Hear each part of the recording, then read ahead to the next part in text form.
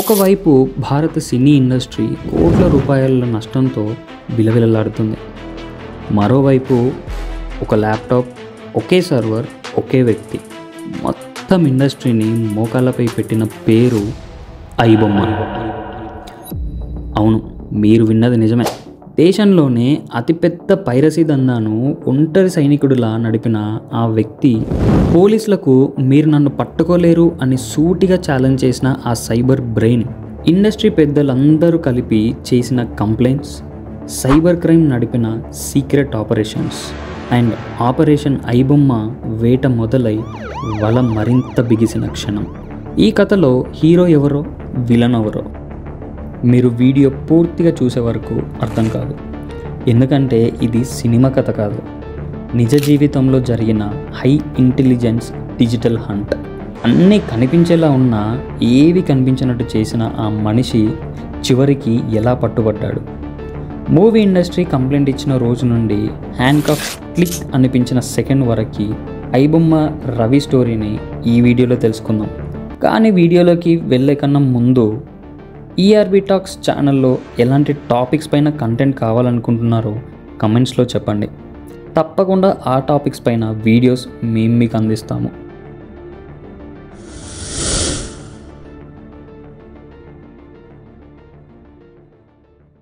రెండు 2023-2025 మధ్య టాలీవుడ్కి భారీ నష్టం.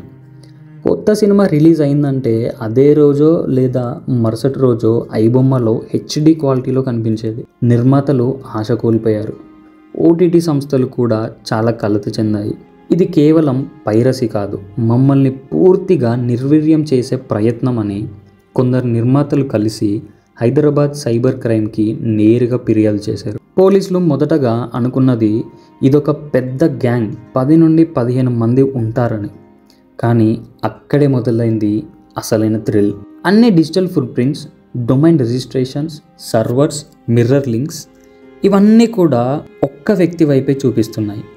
అతనే ఇమ్మడి రవి. అతని గురించి ఇండస్ట్రీకి కూడా ఎక్కువగా తెలీదు. కానీ కంప్లైంట్ ఇచ్చిన రోజు నుండి ఆపరేషన్ మాత్రం స్టార్ట్ అయింది. పోలీసులు అతన్ని ఫిజికల్గా తెలుసుకోలేకపోయారు, కానీ అతన్ని డిజిటల్గా మాత్రం పూర్తిగా చదివేశారు. అతని వెబ్సైట్స్ ఓవర్సీస్ వెబ్సైట్లో ఉన్నాయి. US, Netherlands, Switzerland. ఐపీ అడ్రస్లు ప్రతి 24 గంటలకి మారుతూనే ఉన్నాయి. మిర్రర్ డొమైన్స్ కూడా గంటకి మారేవి. ఒక డొమైన్ని డౌన్ చేస్తే ఇంకో కొత్త డొమైన్ 20 నిమిషాల్లో లైవ్ అయ్యేది. పోలీసులకి మొదటి ప్రశ్న, ఎవరైనా ఈ వెబ్సైట్ని రిమోట్గా నియంత్రిస్తున్నారా? ఈ స్థాయిలో VPN chaining, cloud routing, database cloaking ఇది ఒక సాధారణ వెబ్ డెవలపర్ చేసే పని కాదు. ఇది హై లెవెల్ సైబర్ ఆర్కిటెక్చర్ పని.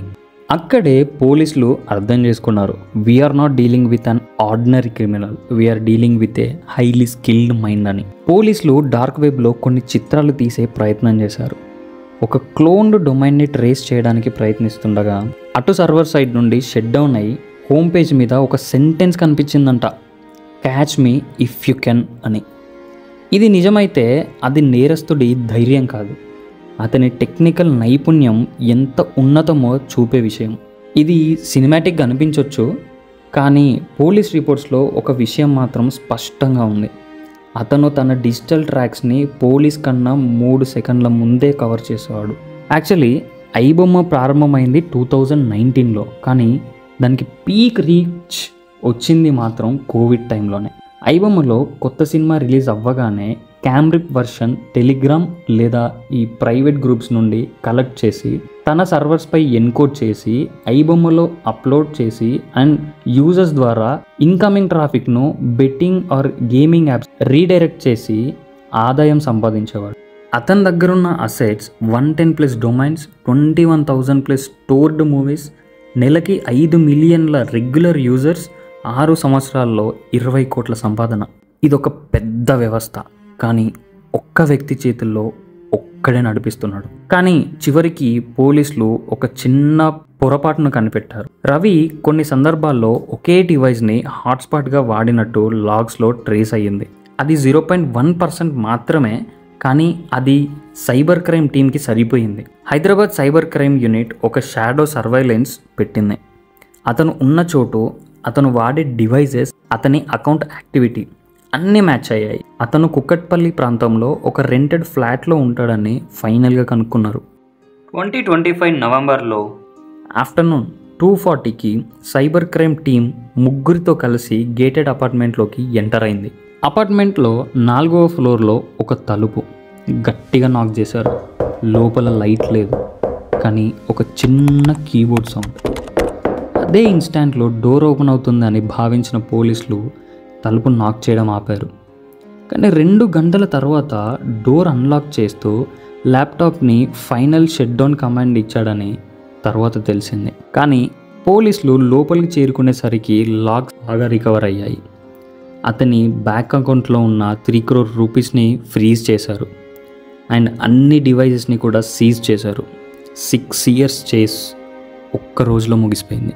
రవి అరెస్ట్ అయ్యాక ఇండస్ట్రీ ఊపిరి పీల్చుకుంది. కానీ ఇదే సమయంలో సమాజంలో 2 విభిన్న వర్గాలు మారుమోగాయి. ఒకవైపు అతను మాకు ఫ్రీ మూవీస్ ఇచ్చిన హీరో అని, ఇంకోవైపు అతను ఇండస్ట్రీని దెబ్బతీశాడు క్రిమినల్ అని.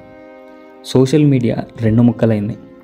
అది రవిని పెద్ద డిస్కషన్లోకి నెట్టింది.